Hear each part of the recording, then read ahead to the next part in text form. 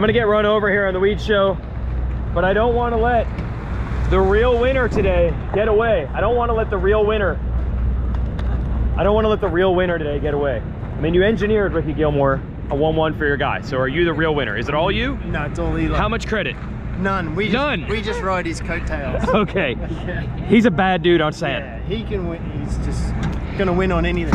And I'd imagine, like, he's got sand at his place, right? You've probably seen some unbelievable stuff on his own sand track. He rides fast here on Saturday, and then you should have seen him on Tuesday. I love how giddy you get about it. Like, you'll send me videos of him on a soupy track. Yeah. Like, you get excited about it when he rips. It's almost exactly, you know, how you must be dreaming it up. Like, you're closing into the point seed, you got a Supercross title. You ever thought it would go like this? It doesn't feel real. Really? Nah. So like Rich tells me, like, make sure you enjoy it down on the podium, and you're trying to be there like oh no, this is, you know, this is all business, but trying to hold it in, like, this is good. This is like crazy. Yes, we all have this don't let the highs get too high, lows too low philosophy. Yeah. Wins don't come automatically. No. Got to, like Rich says, you got to enjoy them, because you never know they're going to be here for you again. That's right. That's right. All the stars have to align. You got to have the talent. Yes. And then the team can rally behind the talent. And yeah, I mean, you didn't work for Eli for like 5 years. Like, who knows how these things work. He was winning championships, Kawasaki, like, just killing it. So yeah, he's going to win no matter what he does, and we're just lucky to be part of it. Okay, all right. That was a smart answer. But anyway, I'll give you credit. Okay. That's Suspension Man. Welcome to the Weege show. Here from Southwick. He got the job done. Eli Tomac gets the 1-1. I don't want to get hit by the door here. This show is brought to you by DID Chains. That's the choice of Honda. They've been building champions since 1933. That's both chains and rims. The Dirt Star rims, highly advanced.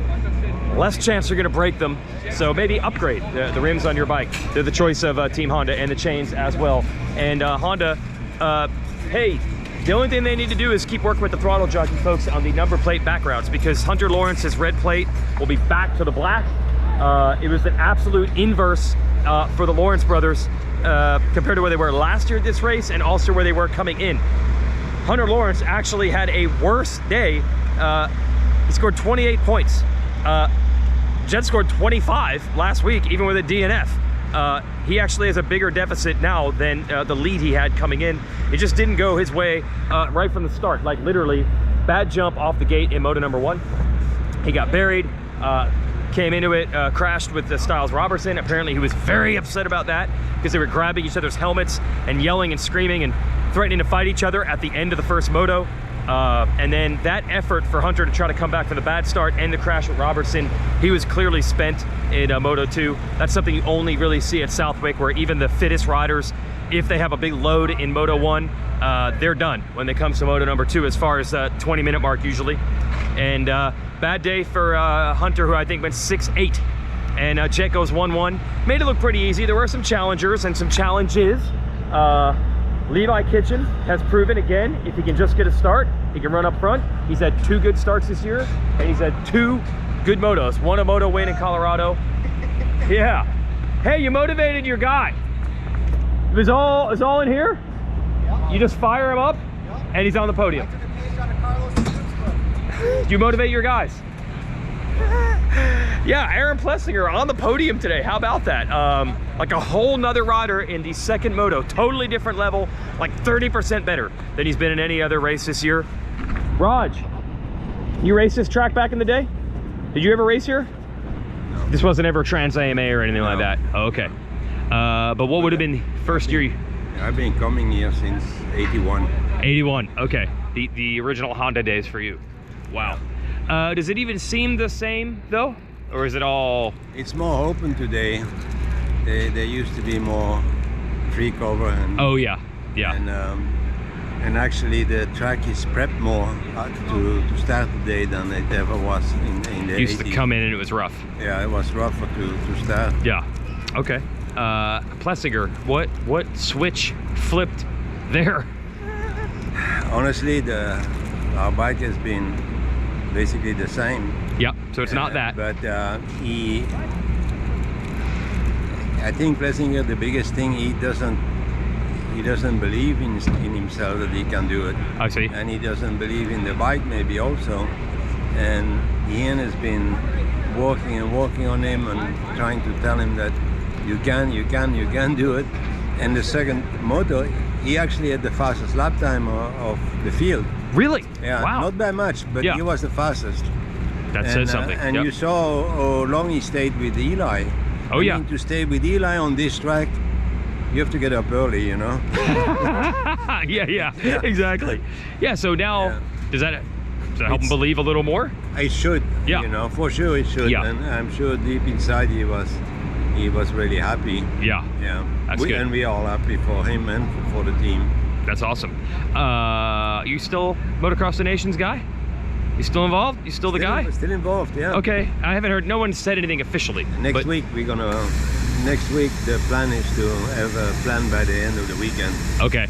And then announce it somewhere down the, you're not announcing it next week, but I think they will want to announce it at Unadilla. That's usually what you do. Okay. Yeah. But you're closing in on it. But we want to finalize things next week, and Pelletier will be here at the race next week. And, okay.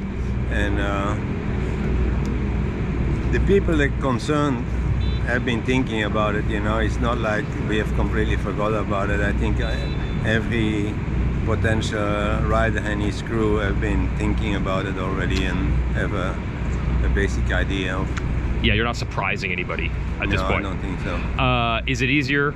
Does everybody want to do it? It's USA, it's Redbud to make it easier? The atmosphere, the attitude is way better. Okay. And from every side.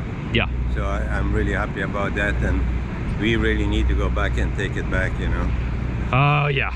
I don't need to tell you that. You know you're enough. With what you have in mind, I think it's very possible. It's very doable. The team? Yeah. Okay. Yeah.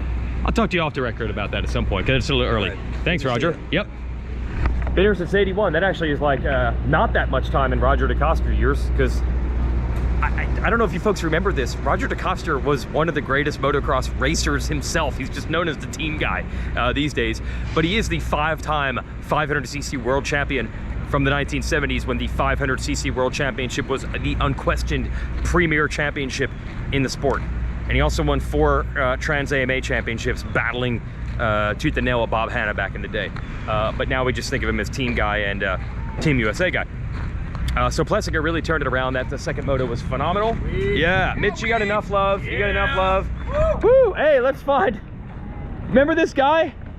His name is Jimmy Decotis. He used to race. I used to be out there. You used to be somebody. That's all right. You used to be important, dude. I made the announcement. Now I got to do it. Oh, you said it. Yeah. We said it on our show last night. Did you tell the fans?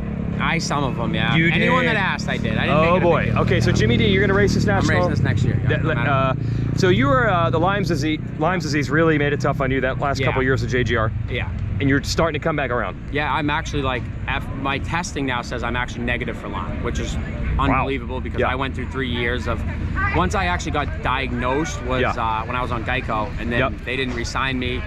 Partially, I don't know if they knew that or not. I didn't have the absolute best results that year, but they did know what was going on. And then JGR also did too, but J-Bone was super cool, and I explained my therapy and what I was doing, and he took a big chance on me.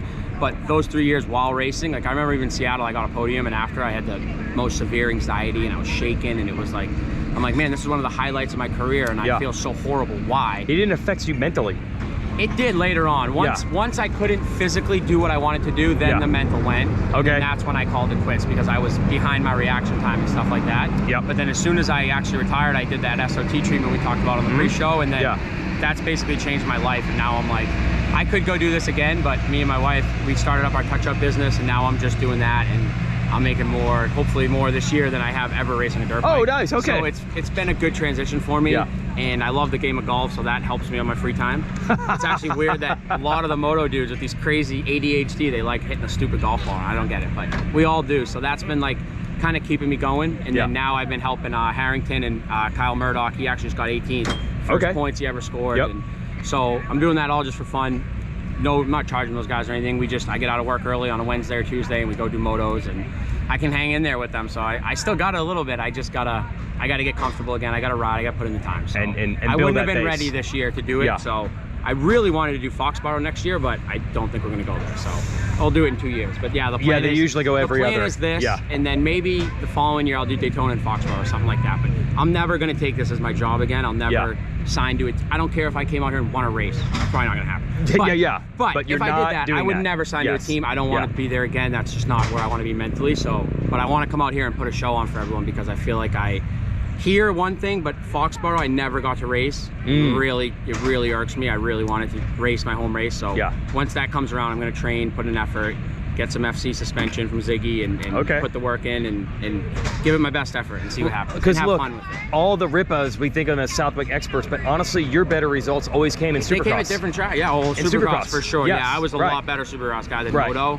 So you want to give that a shot. I do. I do. And like everyone's like, oh, just do the 450 and get in. I'm like, I could do that. I want to do that, but like I want to do the 250F class and try to get a podium. Like that would be amazing for a guy out of a series to show up and do it. And I've gotten 3 of them before, so I know I can do it. And I know I could build a privateer bike that would be close. So just depends how much time I get off work to actually commit and how much I can go down south in the winter. And if Jamie does her job she's doing next year, that'll give me a little bit more of an excuse to do it. So we'll see how it goes. Yeah, watch the podiums. Whenever the Star Yamaha riders at the podiums, the girl giving him the cap, that's his wife. That's right. Yeah. Oh, it's been good. It's been fun though. You got off the road at the wrong time or the right time, I'm not sure. At the right time because I trained with Swanee and those guys, so I'm comfortable with them. And like, they obviously wanted someone in that position that isn't there for the wrong reasons. So to have someone with my wife that's there and she knows the sport. Exactly. Knows all the girlfriends on the team, is good friends with Paige. It kind of was a great fit for us. And then I know all them too. So it's been cool, like I said last night, to see the other side of the industry where like you're racing for these guys. So when you do bad,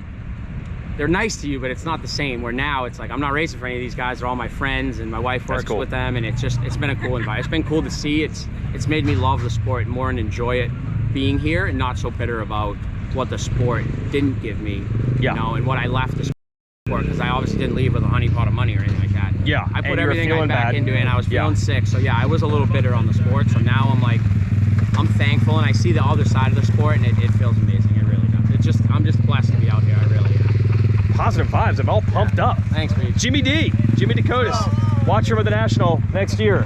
And this guy, LeBig, just wants attention. And here, I'll get your logo. There you go. Congratulations. LeBigUSA.com. Get all your scoops and all your French riders.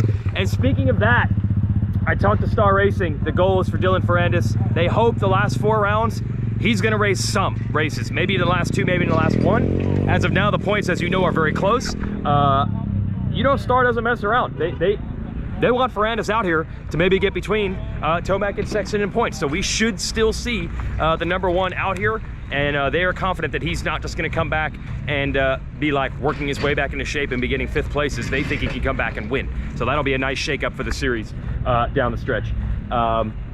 That's about it as far as scoops from the races. With the Lawrence brothers swapping the points lead, Jets back on top, Shimoda on the podium, and the great ride for Kitchen and the second moto. And 450 class, you heard what happened to Plessinger there. It just turned around suddenly. Decent days for some other guys. Poor Jason Anderson found himself down in the first turn of the first moto 2 weeks in a row. I think he was spent in Moto 2. He had a better start and was fast for a while, but it's that same thing. If you have to go deep in the first moto at Southwick, you're done for moto #2.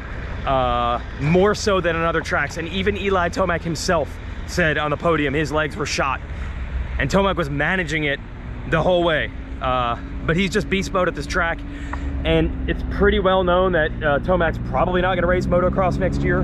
I think he could if he wanted to, but I think the deal that has been put together is a Supercross only. I mean, you never know. If it's May next year and he decides, I want to go race outdoors again, I don't think they're going to say no. But this is probably the last time we're going to see Eli racing on these tracks. So what a way to go out with a 1-1 at Southwick, one of the tracks he enjoys the most. And we're all done here except for the cleanup. It's the Weege Show, brought to you by DID Chains and DID Dirt Star Rims. And oh my God, this place looks rough. Look at this corner over here. Look at those ruts. You watch it on TV, it doesn't look that bad at all. Yep. Remember yesterday's show where John Dowd built in the rollers? When you watch our best post show ever, you'll hear riders complain about those rollers that he put in. Why did he make it that rough? Because it's Southwick, because it's John Dowd. That's what the locals like. That's what they're used to. Thanks for watching the Weege Show. See you at Millville.